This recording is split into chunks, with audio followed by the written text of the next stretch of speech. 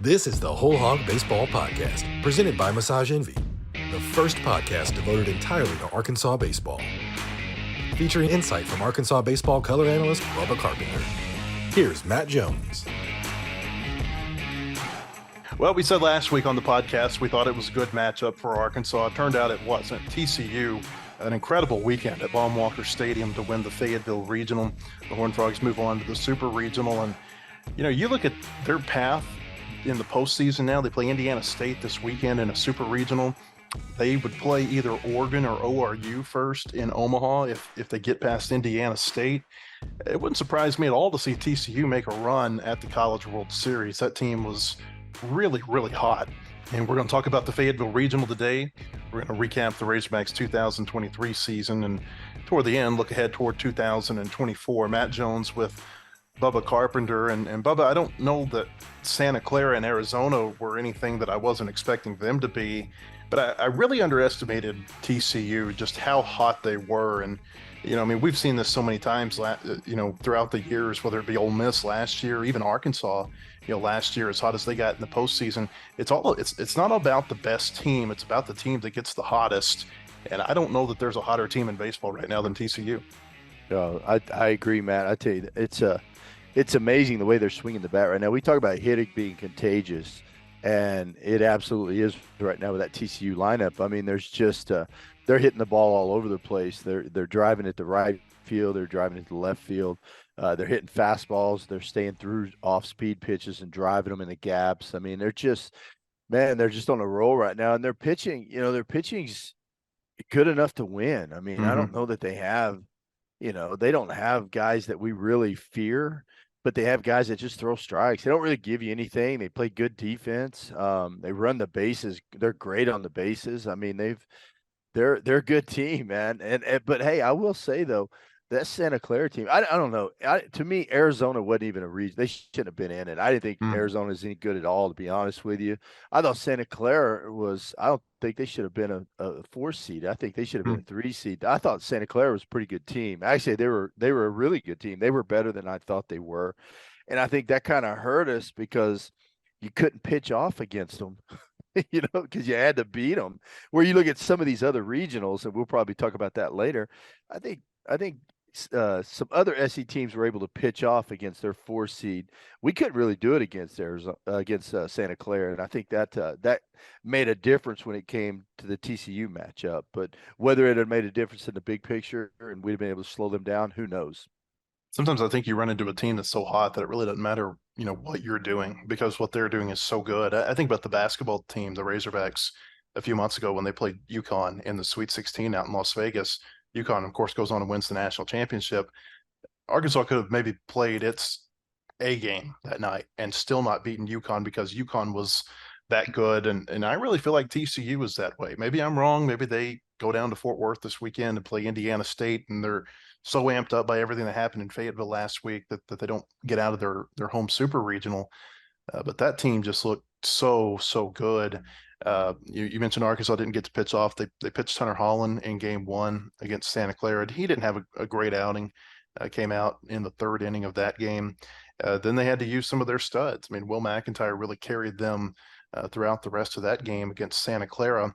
And when TCU won 20-5 in that game 2, almost called it a Saturday game, but they played it on Sunday afternoon because of the rain delays. You felt like it was a really, really steep hill for Arkansas to climb just because of the pitching that they had left.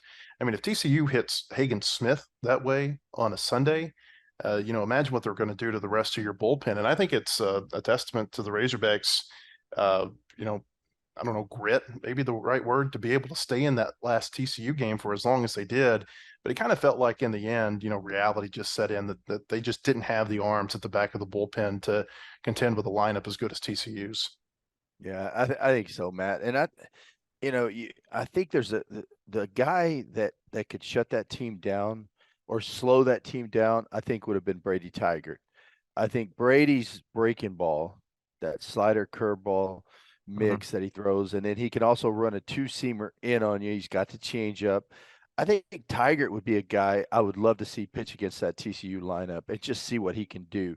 I think he might be the guy that can slow them down. And then also, also McIntyre coming in throwing that cutter slider combination that he's got, might be a guy that can keep him off balance. But I think Brady would be the guy.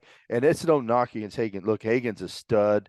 Holland. I mean, they're all good pitchers. I just feel like Brady might, with that, as nasty as that breaking ball is, it's one of the best in the country. I mean, it's an elite pitch, and plus he can run that two-seamer in on you. He just has a lot of weapons, and he might be the guy. I feel like TCU, to get them out, you got to be able to pound them in, especially with 2 strikes. You get ahead of them with 2 strikes and you flip a slider up there, they're keeping their nose on the ball and they're driving that ball in the gap. I feel like with 2 strikes, you got to have something you could bust them in with, and we just couldn't get the ball in there. Plus, they stand right on top of the plate. When you try to come in, hell, you hit them. So it's like, it's they make it hard on you. They really do. And I've got some numbers here, and maybe we can talk about it in a little bit that Phil gave me on 2 strike counts. How good TCU was on 2. Well, I'll just say it right now. On 0-2, 1-2 counts versus Arkansas, TCU was 19 for 36. To put in perspective, over the course of the regional 0-2, 1-2 counts, Razorbacks were 4 for 52. I mean, 19 for 36. That's really good on 0-2, 1-2 counts. That means they're doing a really good job. And it's not that the pitching was bad on the Arkansas side. It was just good hitting. We made some good pitches that got hit. Now we left some over the middle too. But I mean, that's just good hitting right there by TCU. Their first pitch swings, out of 31 first pitch swings, they had 11 hits. So they were ambushing us early in the count, and if they didn't like that first pitch, they were working the count, getting the 2 strikes, and then getting us. So I mean, there's just not a lot of holes there, Matt. And you just look at the players who had the big weekend. Trey Richardson, he had 2 home runs all season in like 239 at bats, and then he hits 2 grand slams in the first 2 innings of the second game of the regional, ends up with 3 home runs that game, 10 RBI that game. He has another home run in the last game against Arkansas. You got Austin Davis, the 9-hole hitter, knocking in 4 runs during the last game. I mean, you add that to the other, big hitters that they have, like Fontenelle and Braden Taylor. And I mean, you're going to win your games if you got your guys hitting like that. Oh yeah. And Trey Richardson, I mean, he acted like he knew what was coming, and I don't know. I try to pay attention to that during a game. I watch how guys take pitches, Matt, and they were taking pitches like they knew what was coming. And I'm not a big conspiracy theory. I watched when we played them on Monday, and there was nothing. I didn't see anything that led me to believe that they were getting pitches, but I felt like the way they approached Hagen Smith, like they knew something was coming. I mean, Hagen's too good. I mean, he's throwing 1-2 sliders and they're just spitting on them. They're not even flinching. And that says a lot. It goes back to the whole Astro trash can thing. It's not really what you swing at, it's what you don't swing at. And it's how you take those pitches like you knew they were coming. But the thing about Trey Richardson, I said after he hit a couple grand slams to right field, I'm like, look, make this guy hit the ball to left field, bust him in. And if you remember on Monday, Christian Fouch came in, threw him a first pitch fastball, 96 up and in. He hits it 400 feet to left center. So, he started cheating in and proved that he can hit the inside pitch as well. So, I mean, he was just hot, man. That's a weekend that player will never forget it. I mean, it was a remarkable weekend. So, if they keep it rolling like that, I agree. They're gonna. I think they're gonna roll right into the College World Series, and it's going to be tough. 11 RBI in that first game against Arkansas. Richardson tied the NCAA record, or the NCAA tournament record, for a single game. And when I said what I said last week about I thought it was a good matchup for Arkansas, because I had a pretty good feeling that they were going to hold Hagen Smith for game 2, and I thought they could beat Santa Clara. And in my mind, Hagen Smith has been, he was named a first-team All-American this week. He was first-team All-SEC. You take Paul Skeens out of the SEC this year, and Hagen Smith's probably the SEC Pitcher of the Year. And so in my mind, you get him in a 1-0 scenario against any lineup, and you've got to like your matchup. And, that's why I said I liked the matchup last week against TCU. And, to your point, if he has a better game and they're able to win that game, then who knows how it goes if Brady Taggart's facing TCU, if TCU's in an elimination setting. It's amazing how that, I always say that second game of the regional is the most pivotal game of the regional, because if you lose day one, you're probably not going to win the regional. So I'm not even considering you. And so the teams that are in that winner's bracket game, way more often than not, those are the teams that win the regional if you can win game number two. And I liked Arkansas's chances to win the second game because you have Hagen Smith. He'd shut down LSU. I think that's the best lineup in college baseball. He'd done it twice down in Baton Rouge and again, in Hoover the week before. He had, I think, 9 days rest going into the TCU game because of the rain delay on Sunday. But because of that rain delay, going back to that game two thought, it's the most pivotal game. It even has more value. It even is more important because of what the loser of game two was going to face the rest of the weekend. Had Arkansas gotten out of its regional, it was going to have to win 3 games in 2 days while playing a fourth game over that 2-day window. I mean, you're looking at basically 4 games in about a 33-hour time frame. It's just hard for anyone to win that. And I wrote this after the game the other day. There's no team in college baseball that has a bullpen that's built for that. And, so when they lost that second game, or their first game against TCU, I think you kind of saw the writing on the wall. And, you even listened to Dave Van Horn's comments after the Santa Clara elimination game. He was asked, what's your pitching like tomorrow? And, he just said, it's not good, man. And, you lose that game, and that really affects your season. And I thought the rain delay really had a big impact on the way the weekend turned out. I'm not saying Arkansas would have beaten TCU without that rain delay, but man, the rain delay just really put the loser of that game in a bad situation. Yeah, it did. Well, let's restate that. It wasn't a rain delay. It was a sun delay.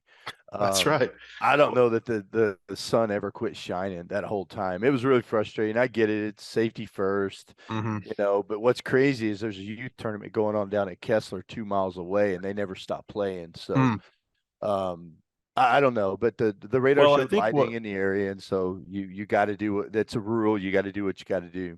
Here's the frustrating part about that is the storms moved out of Fayetteville about 5 o'clock on Saturday afternoon. It would have been perfectly okay for Santa Clara and Arizona to begin their game at 6 o'clock, 6:30, somewhere in there, and then they're able to finish their game in time for Arkansas to TCU to play their game, albeit late at night. It would have gone until, well past midnight, most likely.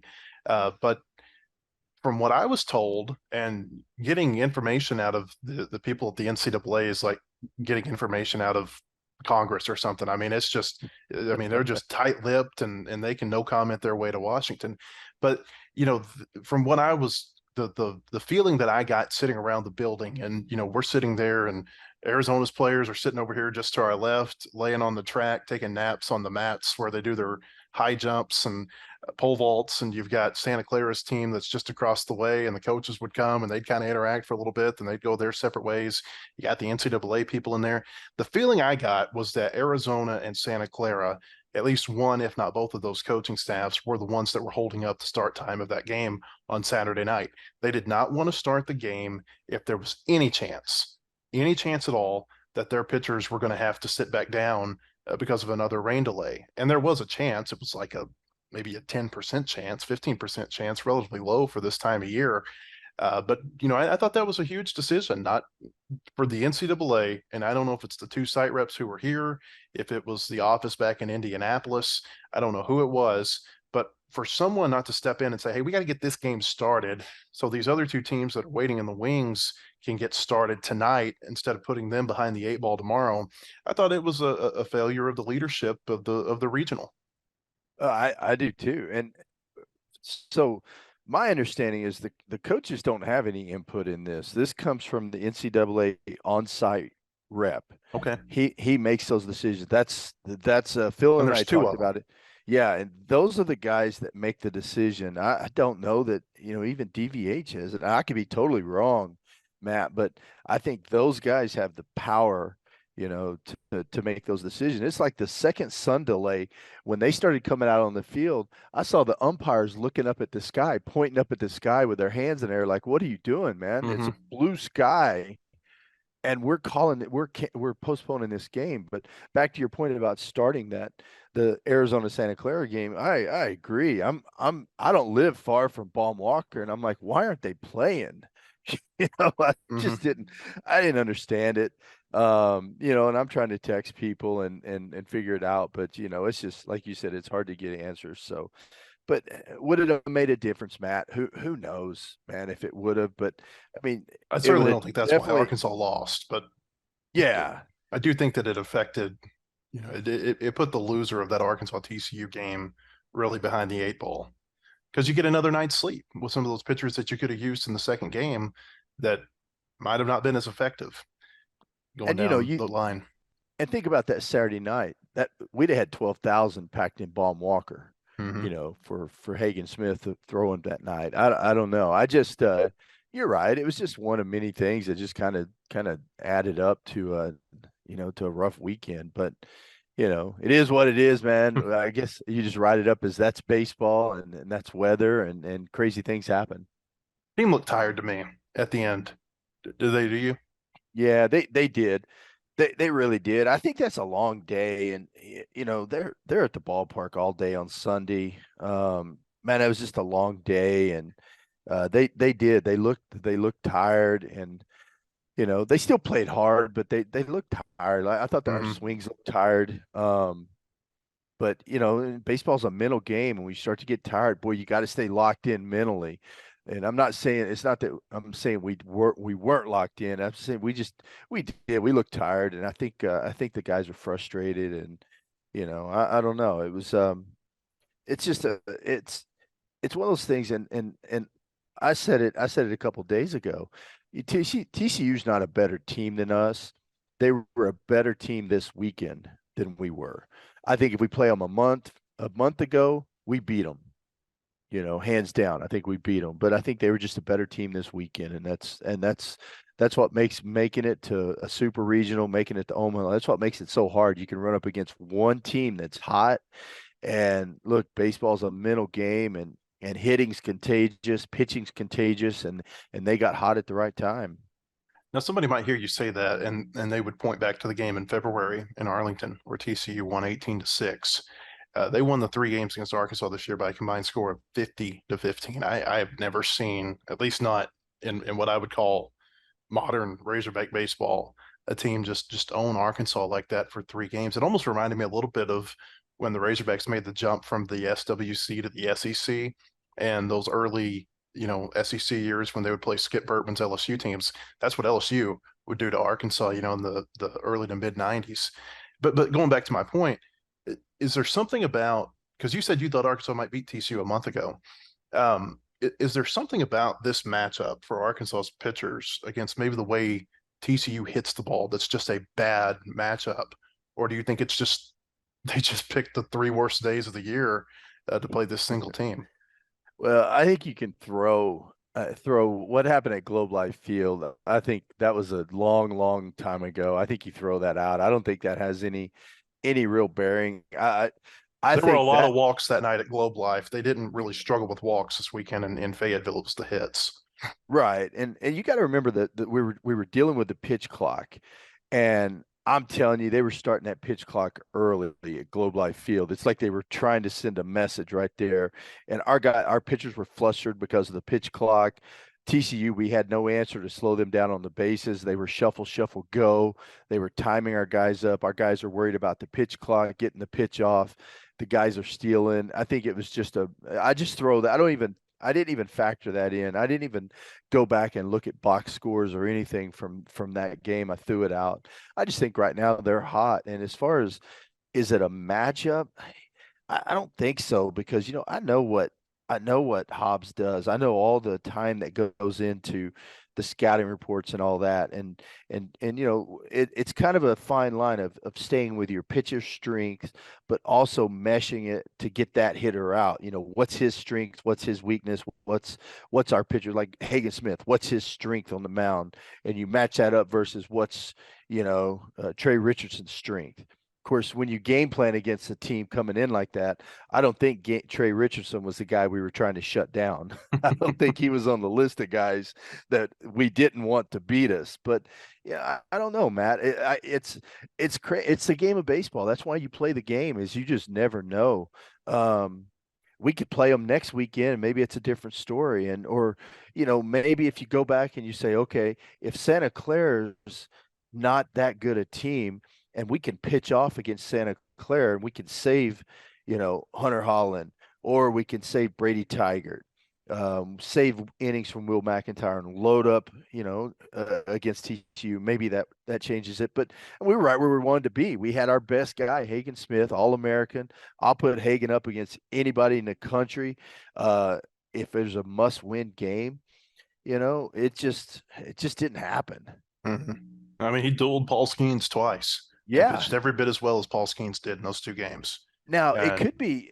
I'm sorry to interrupt, Matt. You talk about matchups. It could be a matchup where maybe what Hagen throws, those guys just see it well. There's some guys that you just see. I know back in the day, there were some pitchers I saw great, Mm-hmm. and other teams struggled with them, but I raked them.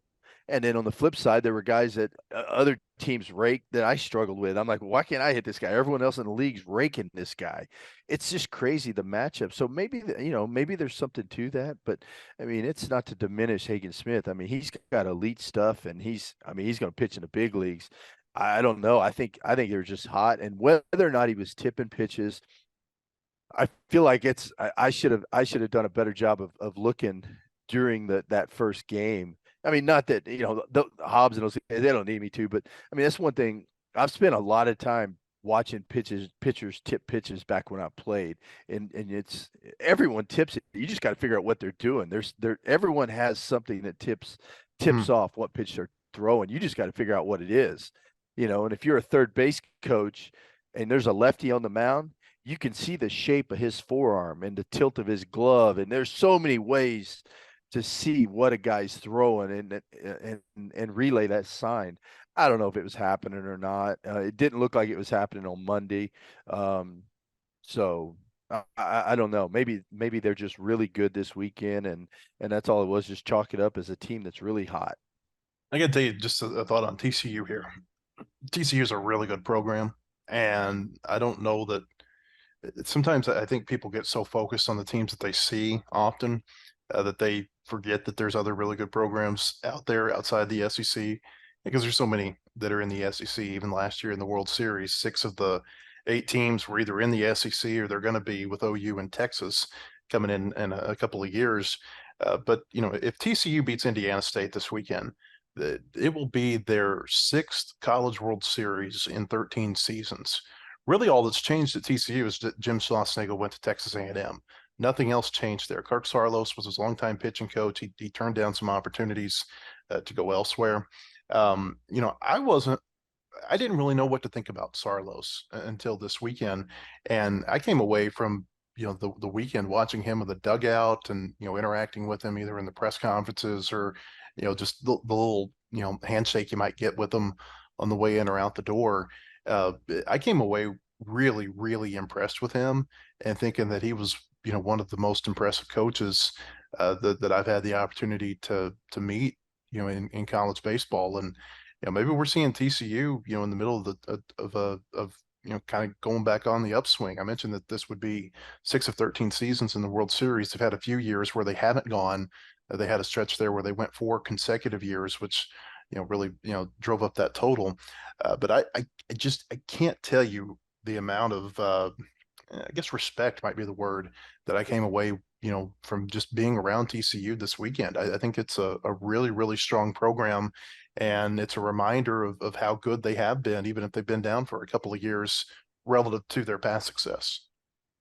Well, to that point, I loved how they played the game. I mean, they really did. They played the game the right way. They beat us, that first defeat, it was 20-5, and Trey Richardson, 3 home runs, 2 grand slams. I mean, they put it to us, and they didn't pimp it like an Ole Miss would have done. Ole Miss would have rubbed it in. They would have done all their Bush League crap that they do. Vandy would have done a bunch of stupid stuff. Tennessee would have. basically TCU came out and just quietly beat us. They just beat down on us, and they didn't poke the bear. They didn't do anything to you can give a team an edge if you give them something to to get them riled up, or just bulletin board material, anything. They didn't do that, Matt. Now they celebrated in the dugout as you should. But they didn't come out on the field and do a bunch of stupid stuff. They hit their home runs. They ran around the bases like you're supposed to, like it's expected, and then they celebrated. And I don't know. I like the way they played the game. I like the way they played defense. I love the way they run the bases. I think they're well coached. I agree. I liked Kurt Starless. Every time I hear him talk, I mean, I'm impressed with him, and I think their program is definitely headed in the right direction. It might be the $100 haircut, but did you notice he was the only coach who wouldn't wear his hat to the podium in the press conferences? No, I didn't notice that, but my haircut costs $9, so I wear my hat all the time. his haircut costs a little bit more than that. Got that nice little kind of fade in the middle, and then there's a lot going on there. It looks good. I wish I could pull that off. It reminded me a little bit this weekend of the Stillwater Regional last year, didn't it to you? I mean, you got a national seed, you got this team that comes in just, red hot offensively. And, probably, in retrospect, we talked about Tennessee would be a 2 seed that you wouldn't want to see in your regional. And lo and behold, they did the same thing at Clemson this weekend. But, in retrospect, TCU was a 2 seed you just did not want to see come into your regional. No, you didn't. As soon as you and I talked about it, the minute I saw TCU in there, and I saw how hot they had won like 15 to 16 games. They'd scored 90 something runs in the last 6 or 7 games. I mean, it's crazy numbers that they were throwing up. I was worried when I saw them, and I remember what happened at Globe Live. Even though I said that I threw that out, that's in the back of your mind. But it's I was a little bit. I thought we got a tough draw right there. You would think a 3 seed overall nationally would have a little bit better draw in a perfect world, but it just didn't happen. I don't think that matters to the selection committee. I really don't. I mean, you think about when Nebraska came in here last year or 2 years ago, when Arkansas was the number 1 overall seed, or sending Tennessee out to Clemson, they were the number 4 seed, and you go on and on. I mean, you'd take a 5-year sample and probably pick out 10 or 12 different, if not more, regionals where it doesn't make sense, the 2 seed that they sent there. I don't think they're trying to protect these teams at all. It doesn't seem like that's the case at all. No, I don't know. It's just I think it's just luck. And I'm not sure they should. I'm not sure they should. It's the postseason. You got to be able to beat a good team to move on. It might not be that first day when you're playing a 4 seed, but after that, you got to be able to beat good teams. But that 4 seed can have a huge impact on the rest of the regional. If you can't, like, look at some of these other, like, Alabama had Nichols, Florida almost had Florida beat them. Alabama had to walk them off. Yeah. You're right. I mean, I think in today's game with the transfer portal, you're still dealing with COVID players. I mean, there's so many older guys out there playing college baseball in some of these smaller programs. Anyone can beat you on any day. I just feel like Santa Clara was a really good team. They were way better than I thought they were going to be. They've got some hitters up and down the lineup. I thought their pitching was good. They were just a better team than in my mind, a 4 seed. But I'm not on the selection committee. I don't get to make those decisions. But you look at who did Kentucky have? They played Ball State, I think, first game. I don't know. It's just LSU played Tulane. Yeah, I mean, I felt like had they lost that regional, I'm not sure Jay Johnson would have a job this week. By throwing Paul Skeens against Tulane, it felt like coaching malpractice. Yeah. When I found out that, I couldn't believe it. And he goes a complete game, 100. What did he throw? 120 pitches or something like that. Yeah. Versus Tulane. That's I don't know about Jay Johnson. I'm sorry. I'm not a big fan of his. I watched the way he came in and slow played us last year. Not a big fan of his.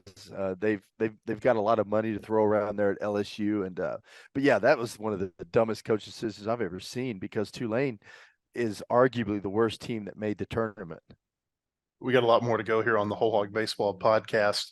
We want to tell you that the podcast has been brought to you for the last several years and all year by the Massage Envy, voted the best day spa and best massage in all of Northwest Arkansas. You can visit Mike and his staff in Tuscany Square at 2603 West Pleasant Grove Road in Rogers, or in Fayetteville at 3557 North Shiloh Drive. Massage Envy has services for everyone. MassageEnvy.com. Massage Envy, with clinics in Rogers and Fayetteville, has been awarded Northwest Arkansas's Best Day Spa and Best Massage. One of the reasons is our care for athletes, both serious and recreational. We now offer rapid tension relief sessions using a high-caliber vibrating tool and total body stretch sessions like the ones used by the PGA. Both of these new services can be combined with the always popular deep muscle treatment. So whether you compete or just want to relax, there is no place better than Massage Envy. WholeHogSports.com has the largest, most experienced staff of reporters covering sports in Arkansas. Football, basketball, baseball, recruiting, and more. You'll find it at WholeHogSports.com. The website includes up-to-minute news, daily commentaries, and award-winning photography from the staffs of Hogs Illustrated and the Democrat Gazette. For subscriptions, call 1-800-757-6277. That's 1-800-757-6277. Or visit us online today. WholeHogSports.com. With almost 30 years in business, the Teague Law Firm can help with most family law and criminal law issues. Call James and the Teague Law Firm at 479-531-2785. Hey, we talked a little bit about the other SEC regionals last week. We're not going to go through all of the regionals, but we'll tell you the teams that are still out there. And you got 2 all-SEC super regionals this weekend.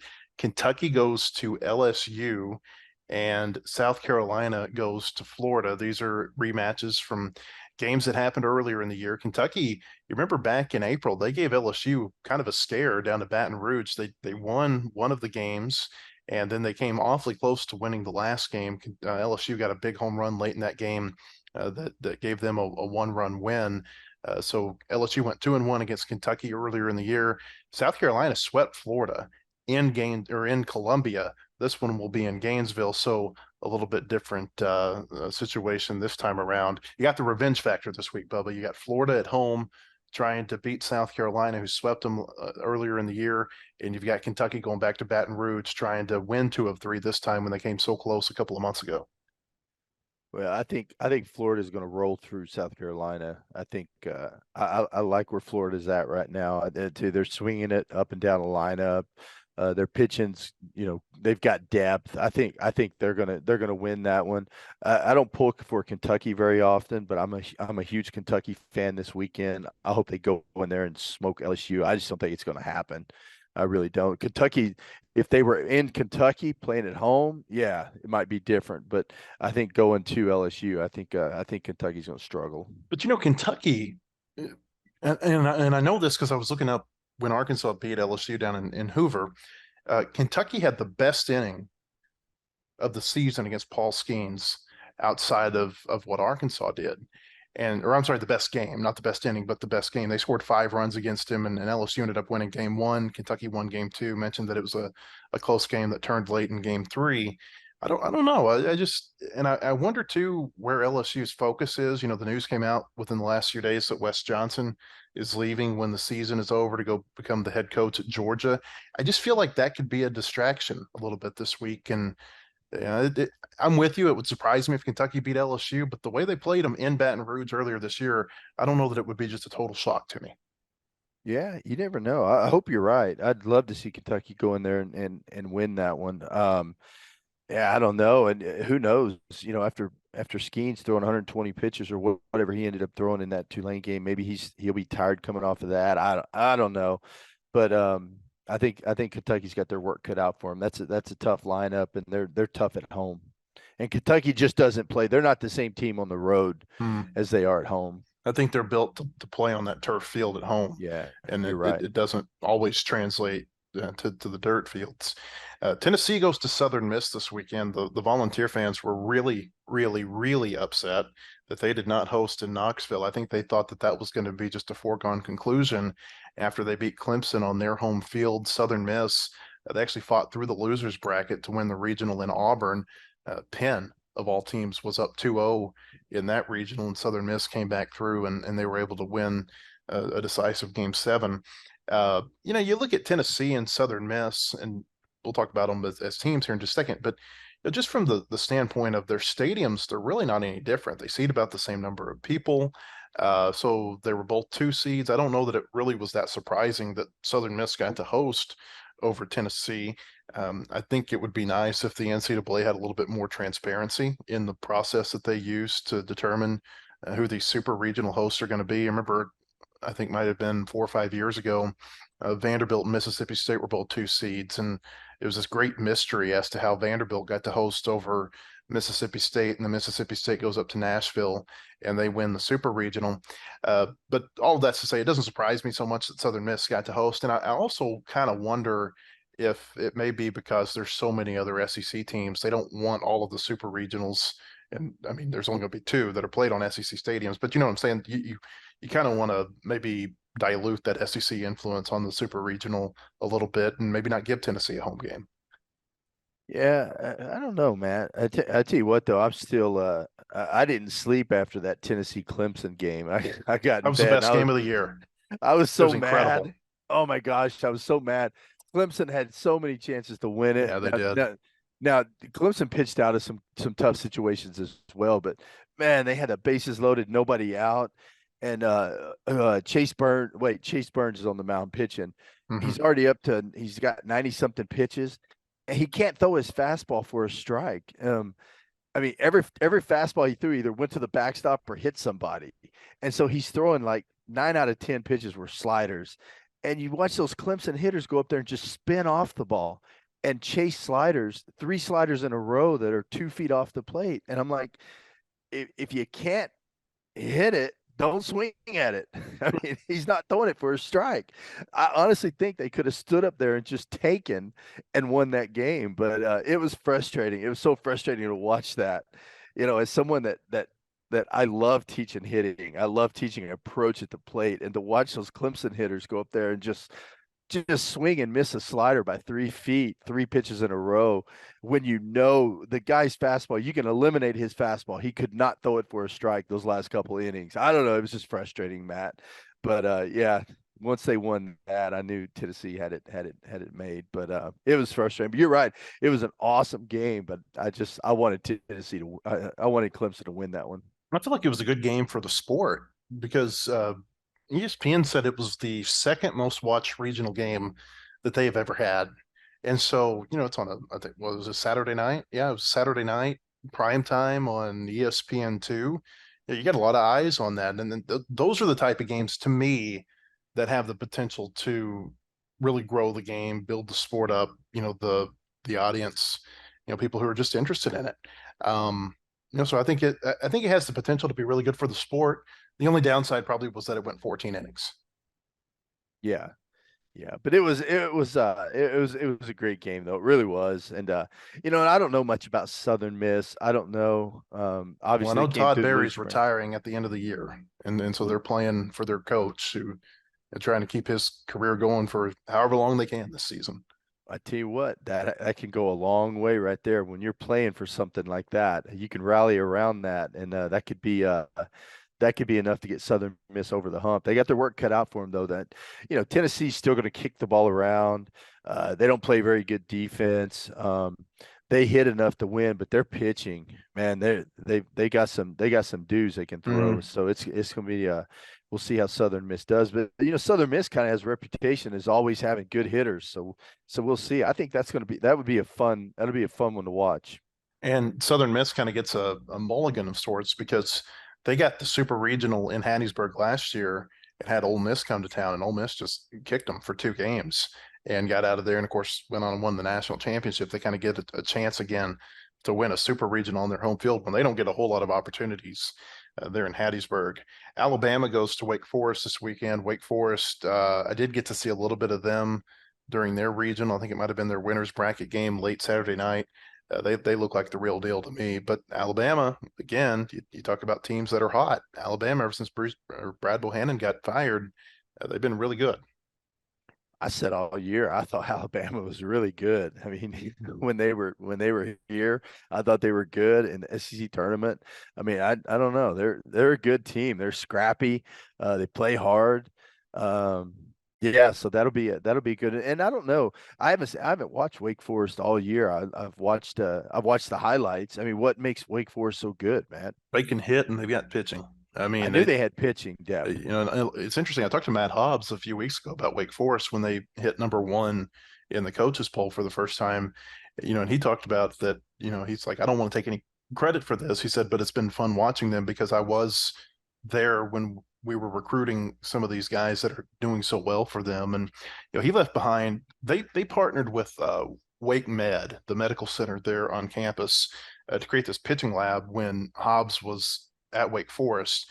And it's kind of got a dual purpose for this pitching lab. Number one, you know, it helps them, you know, develop all this analysis about how different guys are pitching. But number two, the medical center comes in and they kind of evaluate different, you know, aspects of pitching that they can use in their orthopedic research.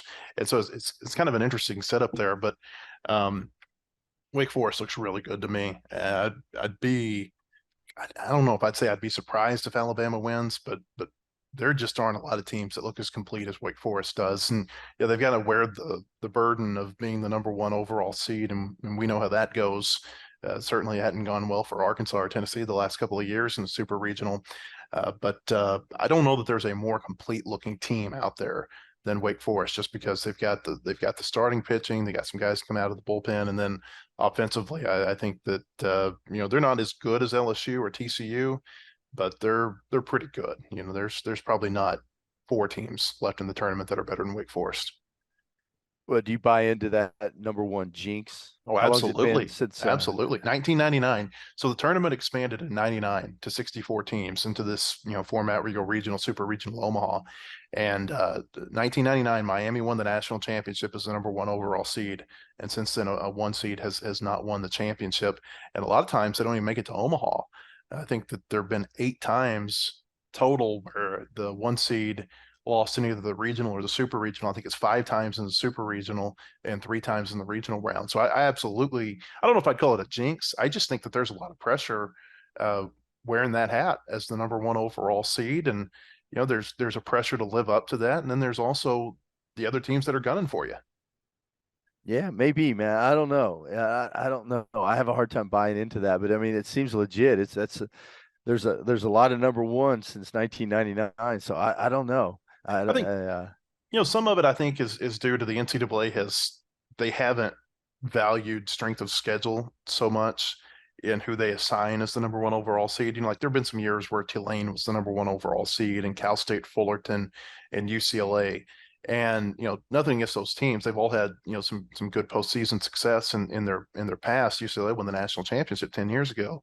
But I feel like a lot of times they assign the wrong team number one overall. That, like, if you were just to like look, you know, the eye test doesn't tell you that the number one overall seed is really the best team. I don't know, you know, how that translates into, you know, who looks like the best team went on to win the national championship.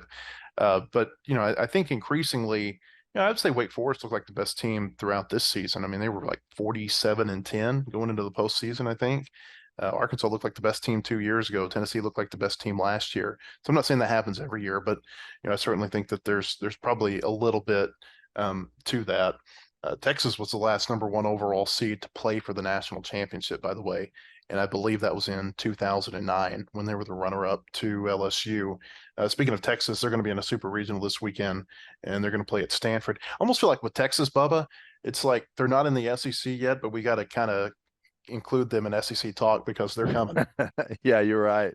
I always look to see the Texas scores, but I think it's because it's the old Southwest Conference hatred for Texas. So I always want to look at their score and their highlights and hope they lose. But they got their hands full with Stanford. Stanford's a good club. We came so close to getting a Texas versus Texas A&M super regional. A&M was in the driver's seat in Stanford and then spit the bit, and Stanford came back and won that regional. So they'll host in California. But I mean, can you imagine the politics that would have been in play this week had Texas and Texas A&M both been 2 seats and jockeying to be the host? Oh my gosh, that would have been hilarious. That'd have been awesome to watch Been the better. drama Would have been unfold. better than the weekend. Would have been better than the games themselves, probably. So I mean, That there would could be what is that? At least 4 SEC teams. 2 are guaranteed to be in Omaha.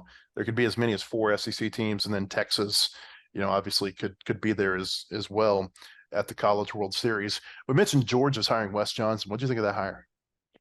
Well, I think it was inevitable. Just Wes was on he was on the track to be a head coach. I mean, you just knew it was going to happen. Just his kind of trajectory, it was inevitable, and I think Wes will do a good job. I mean, Wes is, so it's all about recruiting, and Wes, I mean, he could sell you a bucket of sand in the Sahara Desert, So I think he's going to do a great job getting players in there.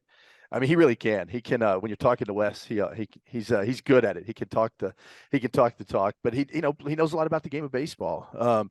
We'll see how he does as a head coach. I know he's a great pitching coach and he's a great recruiter, and I wouldn't put him in the class of a DVH, but we'll see how he does at Georgia, and I think he might get them turned around back in the right direction. That 2017 Arkansas staff now, all of them are going to be SEC head coaches. Of course, you got Van Horn, Tony Vitello's at Tennessee, Wes Johnson now at Georgia. Pretty remarkable. That gives Van Horn another a branch of his coaching tree. I know Johnson was only here for a couple of years, and there are probably some other coaches who will claim him too. But there's a lot of guys that have worked for Dave Van Horn that have gone on to be Division I head coaches. A lot of them who are right now. Think about a guy like Rob Childress, Mike Anderson, the former coach at Nebraska. Kind of amazing, really, to see the type of after Arkansas or after Nebraska success that a lot of these coaches have had. And Missouri also making a coaching change this offseason. Steve Beazer was fired, and they're bringing back Tarek Jackson, who has spent the last season at Memphis. And one of the things I'm going to be interested to see, Bubba, is his pitching coach was at Memphis this year, right?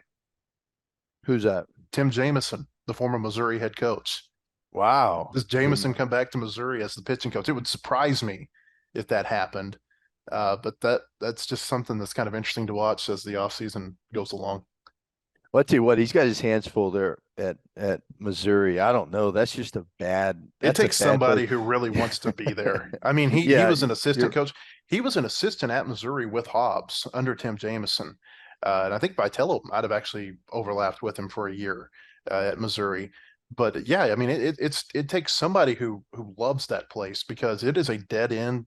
It's a dead end job. There's really no other way around it until they make the necessary investment into that program that everybody else is making around them in the SEC. They're never going to be any better than a 10-20, 13-17 type team in the league. Yeah, I mean, Steve Beazer, I thought he would do great there. When they hired him, I thought that was a good hire. Just with the experience he's got, and man, it just didn't work out. But I mean, that's kind of a crap hole, to be honest with you, as far as just looking at compared to all the other SEC places to play. I mean, I don't know who. If you want to play in the SEC, that's not at the top of your list for sure. Nope. So Johnson has his work cut out for him trying to recruit to there, but we'll see. Hopefully we'll get things turned around. I mean, their stadium is far and away the worst in the conference, and you look at what everybody else is doing right now. I mean, Tennessee doesn't have a great place to call home, but they're about to put about $56 million into it. A&M, they just rebuilt their ballpark 10 years ago, and here they come with another $60 million that they're about to do in improvements. Vanderbilt just announced a week or so ago that they're going to add on to Hawkins Field. So Missouri's really they've got to put an investment into their program, or they're never going to catch up with all of these SEC teams that keep putting more and more money into coaches, more and more money into recruiting, into NIL, into facilities, everything else. Missouri has fallen so far behind the rest of the SEC that I just don't see how they're going to catch up. James Teague has joined his father, Robert, at Teague Law Firm, which has been around nearly 30 years and was voted best of Northwest Arkansas. in 2019 and 2021.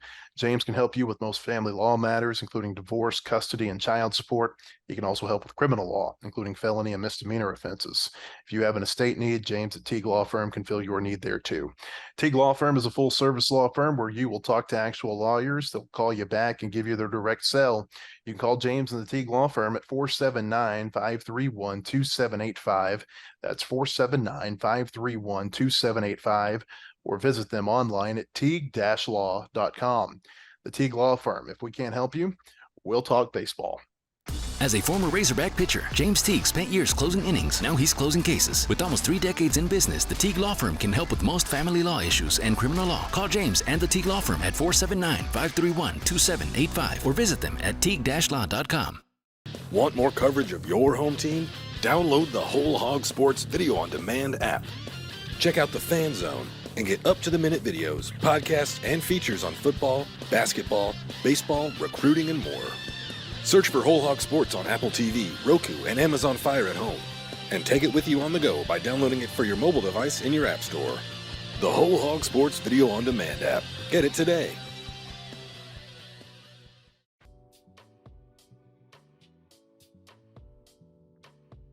It's a disappointing end for the Razorbacks for their 23 season, but I think as we go along, Bubba, people are going to remember this season more for what this team was able to accomplish than what they weren't able to. I just think there's something about the human mind that, at least for most people, we remember the good a lot more than we remember the bad. And there's a lot of good to remember about this team. First and foremost, the fact they won the SEC. Just the 4th time in program history that they won a regular season conference tournament. I've talked before about how much I think regular season championship. I've talked so much about how I think the regular season championship is so much more important than winning the conference tournament, because it's a prize for how you play over 10 weeks as opposed to how you play over about 6 days. And, so I think you start there, and it reminds me a little bit of the 99 team. They got bounced in the first round regional at their home ballpark. That was the year that Matt Sapecki of Missouri State had his home run that sent Arkansas into the losers bracket, and they weren't able to get through. But I think we're probably going to remember this a little bit like the 99 team, and that SEC championship kind of felt like it came out of nowhere, and you're never going to be able to take that championship away. Well, I tell you, I'm not on all the message boards and all that, but people tell me it's a wild ride. I stay off of it, man, because it's so frustrating. I don't know how you can not say anything that's not positive about this group of players and this staff, what they were able to accomplish this year. We talk about the number 1 seed, the jinx. That just goes to show you, they're not jinx, but just the fact that the number 1, how long it's been since 99. Well, that's how hard it is to get to Omaha. People don't realize that. And now DVH and Norm DeBryan, they've built a monster that says if we don't get to Omaha, it was a failure. It was a bad year, kind of like the Yankees used to be. Mm-hmm. I mean, I'm a Yankee fan still. Sorry, we're still rebuilding. You were a Yankee. That's right.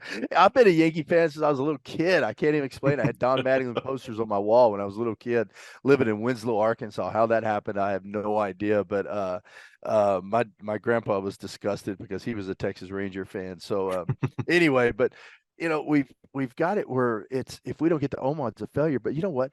This team accomplished so much. And I honestly thought this team was going to get to Omaha. And I thought this was the year we were going to win it, because this team was so battle tested.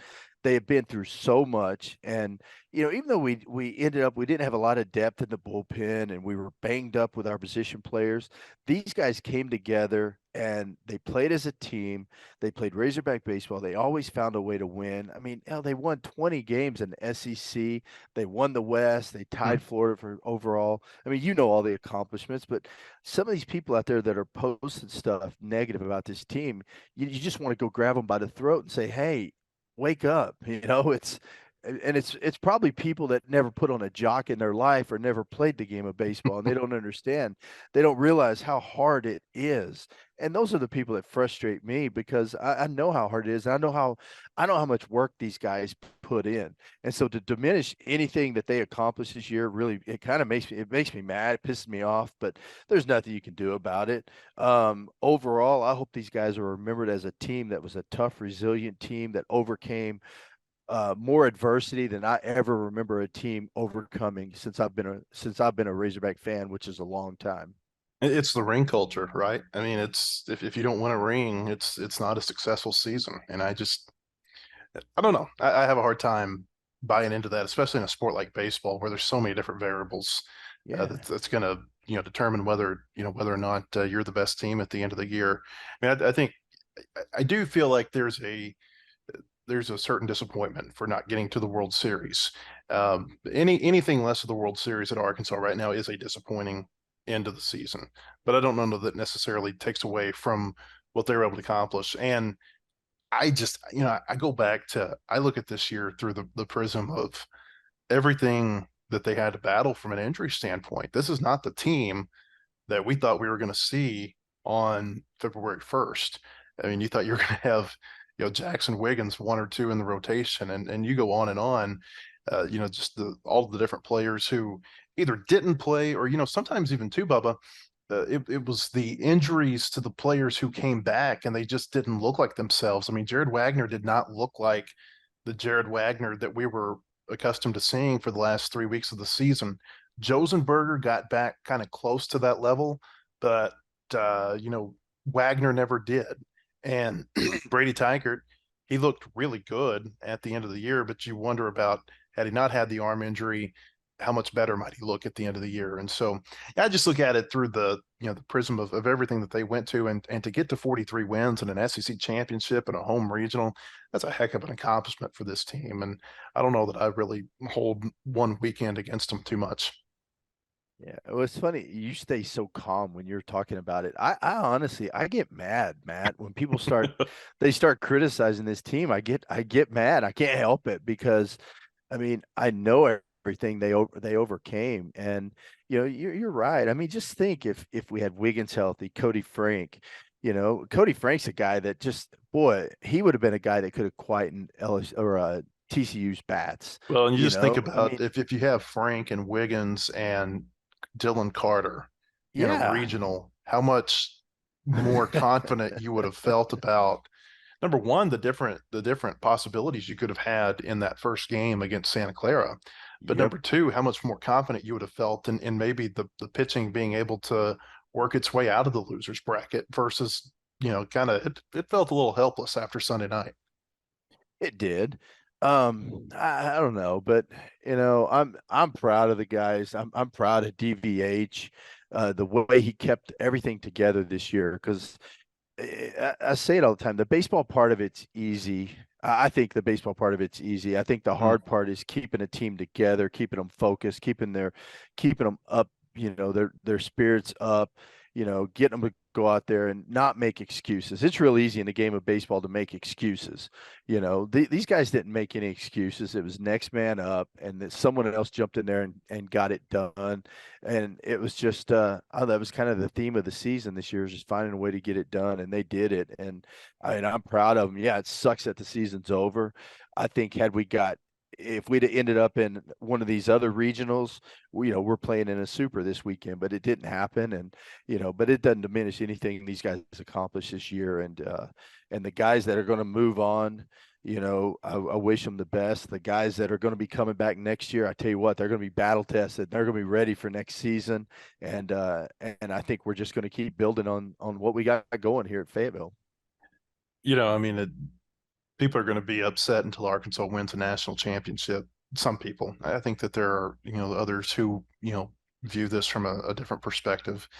But, I feel like at some point they're going to win a championship. But, and I've said this a number of times on this podcast. I don't think a team can continue to pour resources into its programs and not come away with a championship at some point. You think about all the first-time championship winners in the last 13 years or so, you got South Carolina, you've got Florida, you've got Vanderbilt, you've got Mississippi State, you've got Ole Miss. Those programs aren't a whole lot different than Arkansas.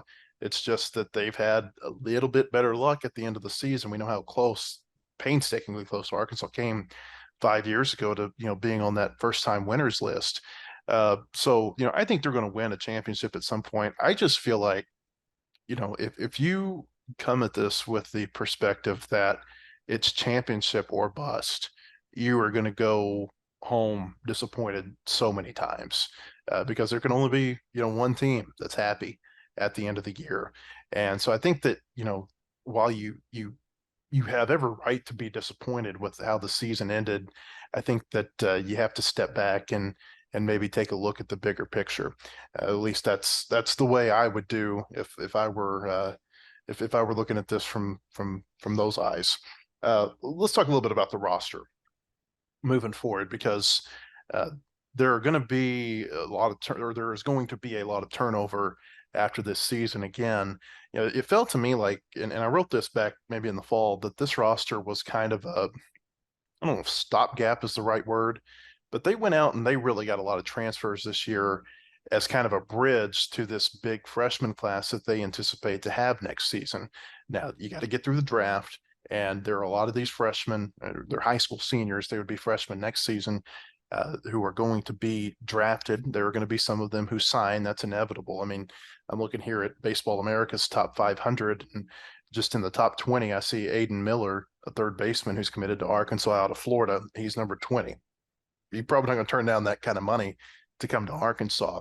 But, I think that out of those 13 top 100 players that they have in the perfect game, top 100 this year, high school wise, I think that if you could get 5, 6, 7 of those guys to your campus, that's a real big win for them in the draft this year. And you got to expect that any of those players who are coming in who are ranked that high, that the expectation is going to be that they're going to at least compete for a starting job right away. If they're not, you're probably not going to be able to keep them for more than 1 year. They're going to go somewhere, where they can play. I'm not saying that's the way with everybody, but that's kind of the current trend of baseball right now.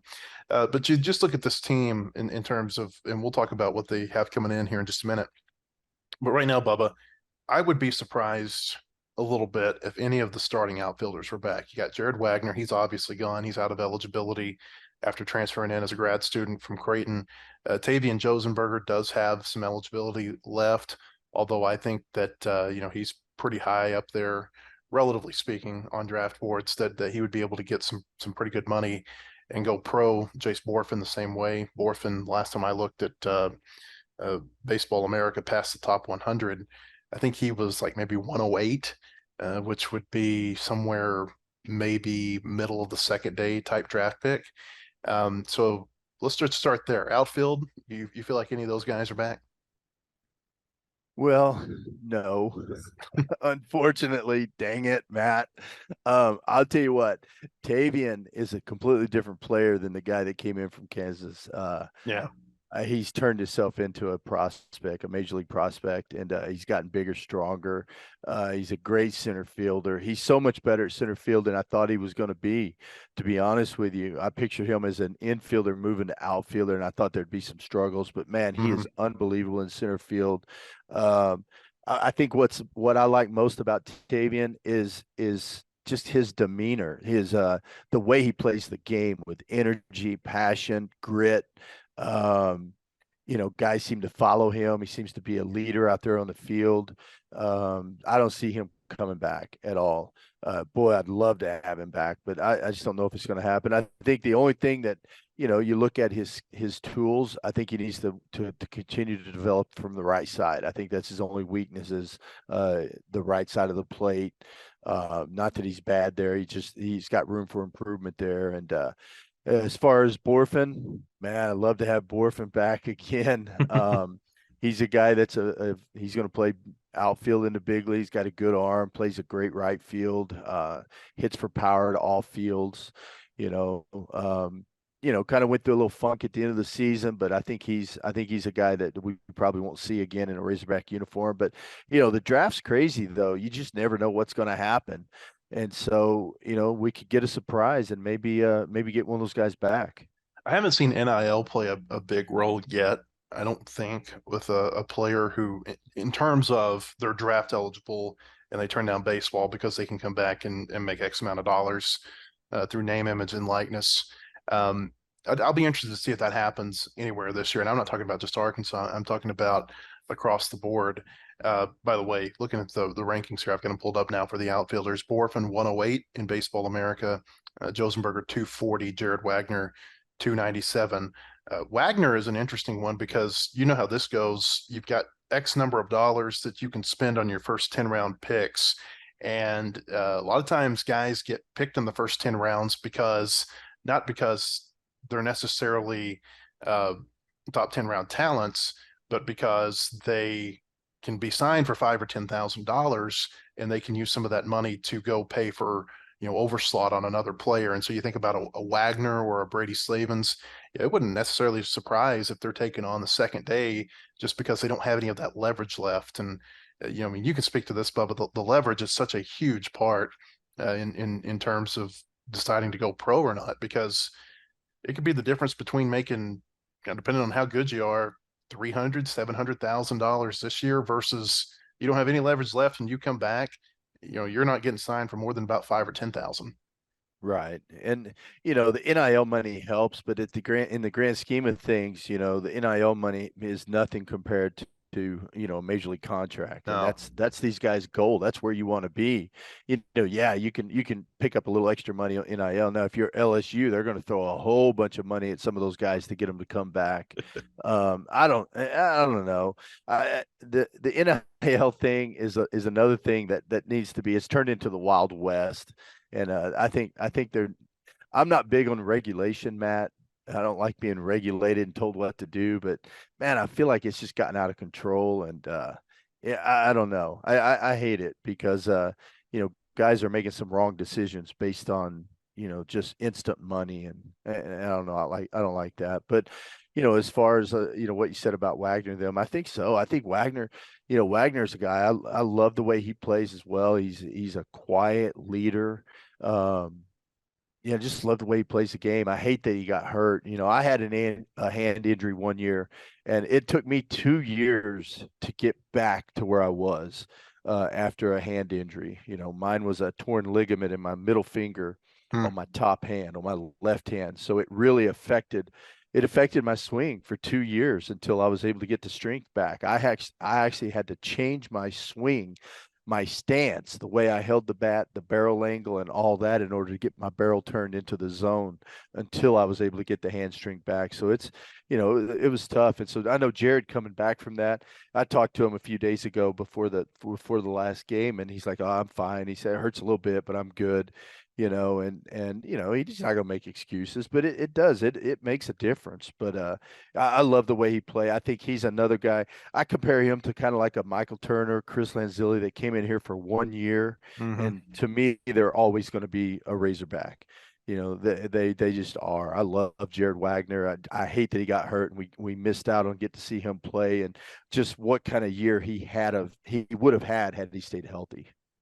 You look around the infield, starting wise, Brady Slavens, he's out of eligibility. He's gone. Second base, Peyton Stovall will be back next year. He underwent torn labrum surgery earlier this week. The initial thought is that he might be able to be back practicing by late fall.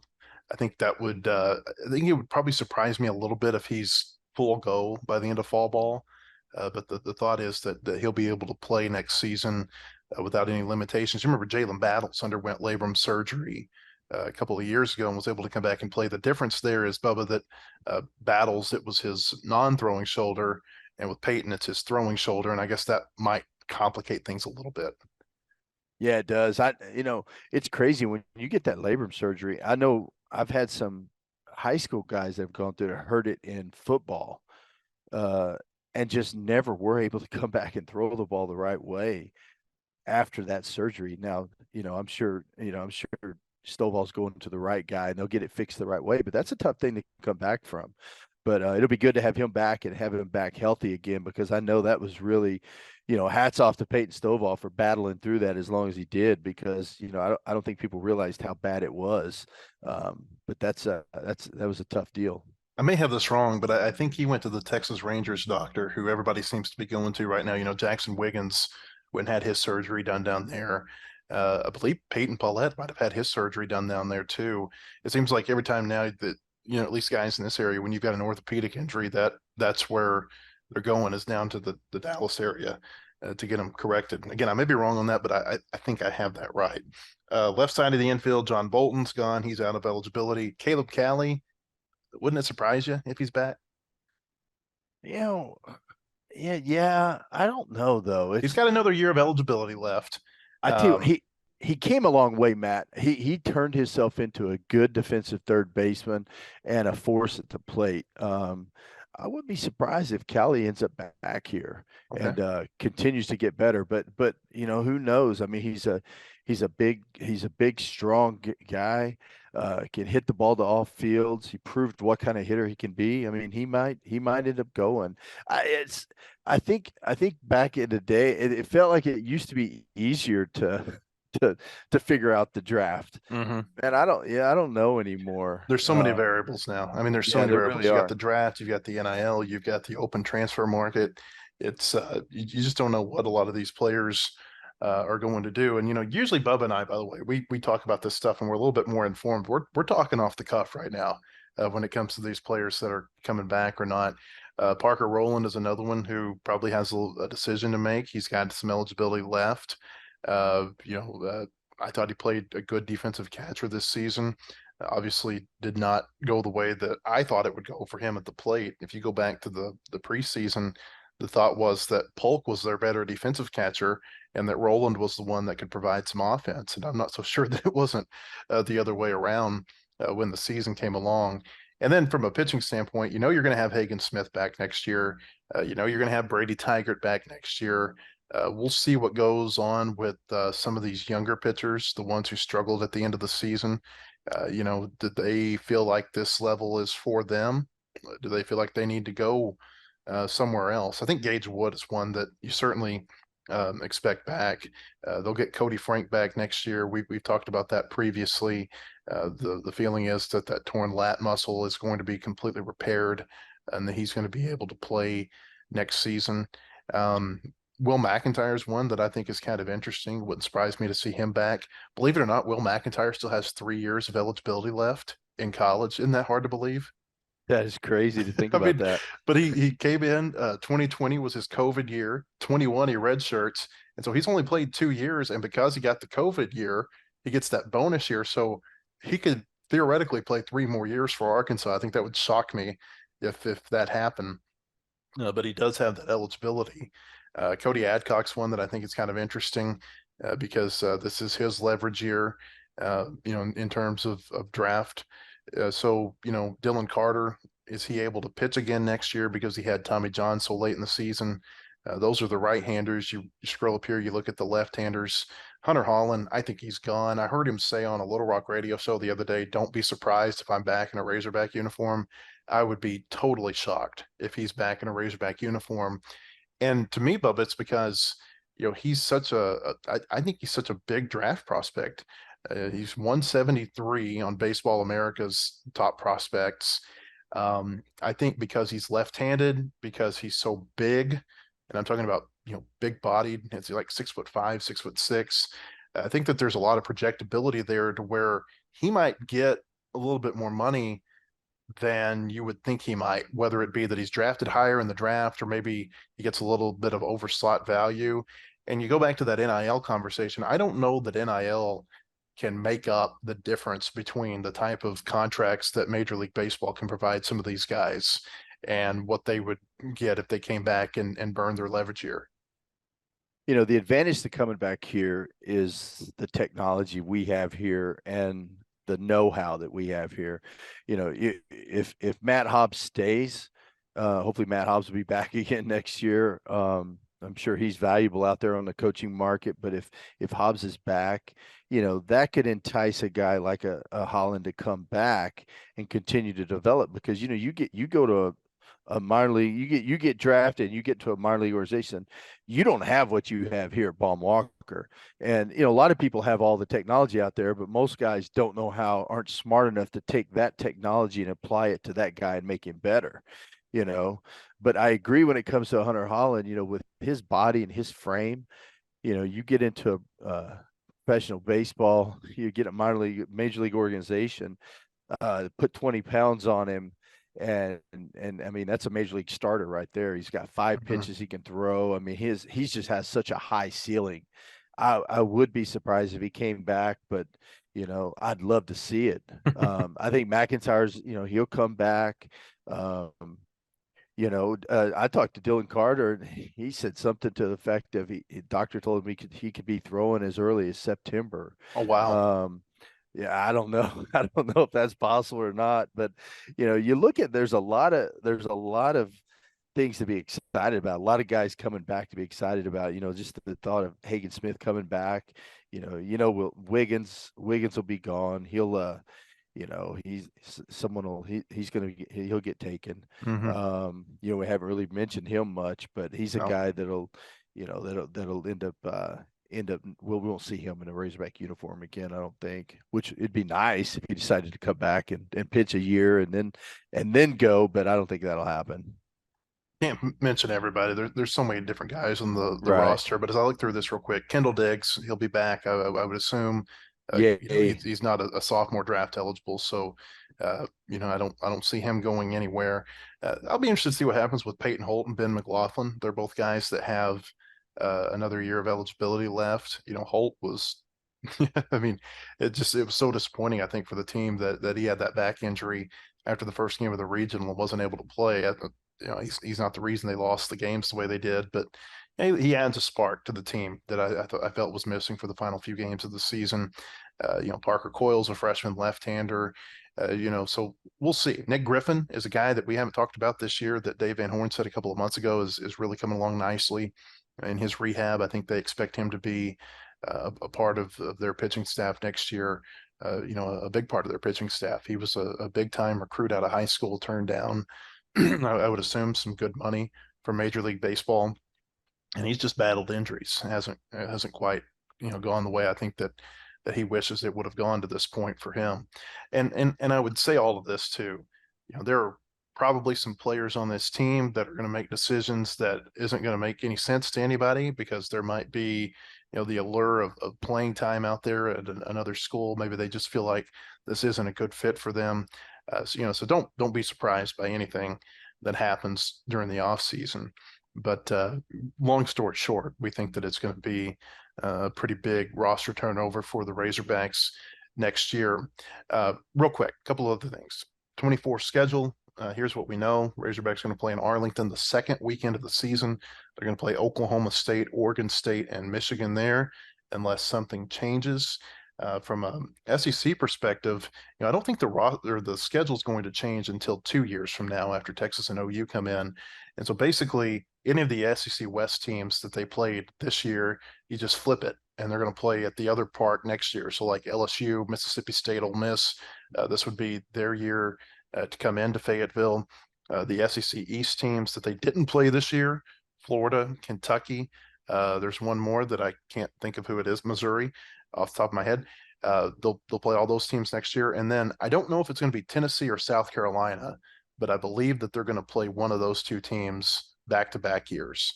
And it would be at the other ballpark because they played them both at Baum Stadium this year.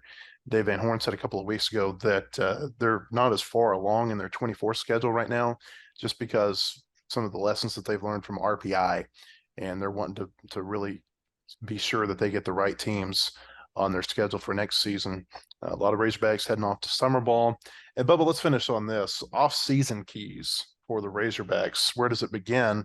I would think, some people may disagree with this, but I feel like they've got a good thing going, from a coaching continuity standpoint.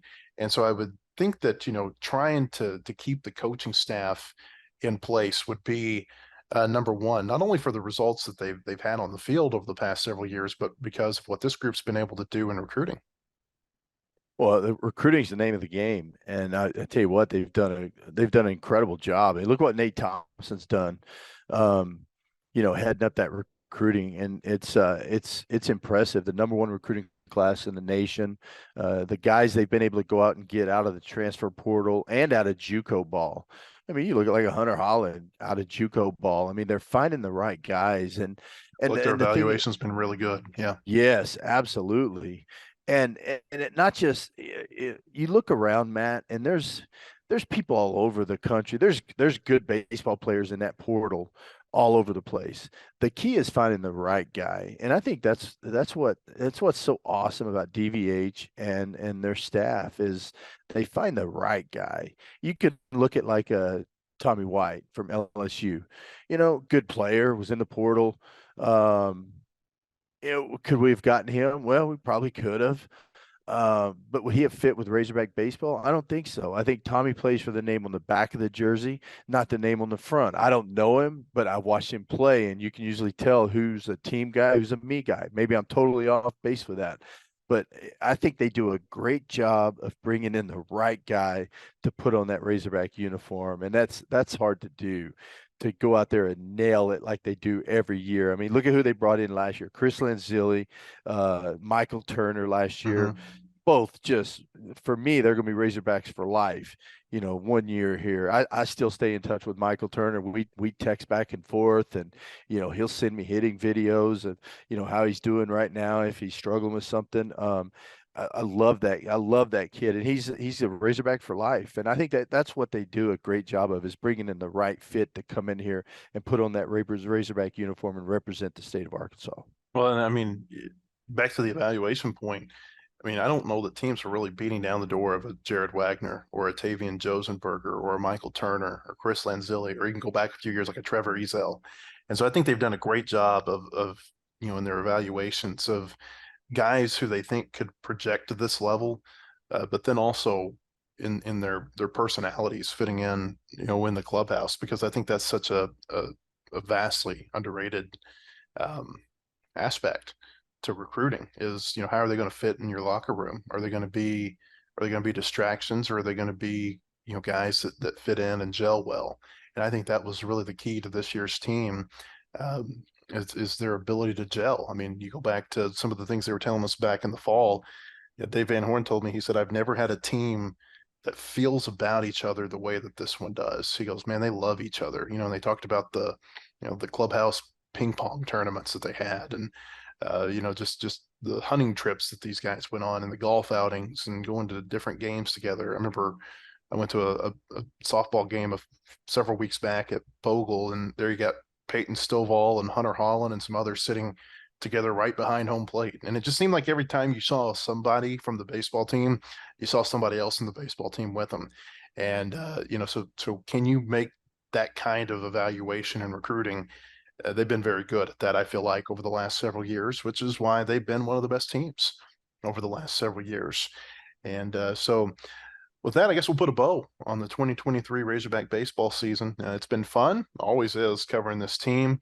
And Bubba, you got to feel like, whoever ends up here in 2024, whether it be a bunch of freshmen or maybe a bunch of transfers again, they're going to be right there at the end of the year.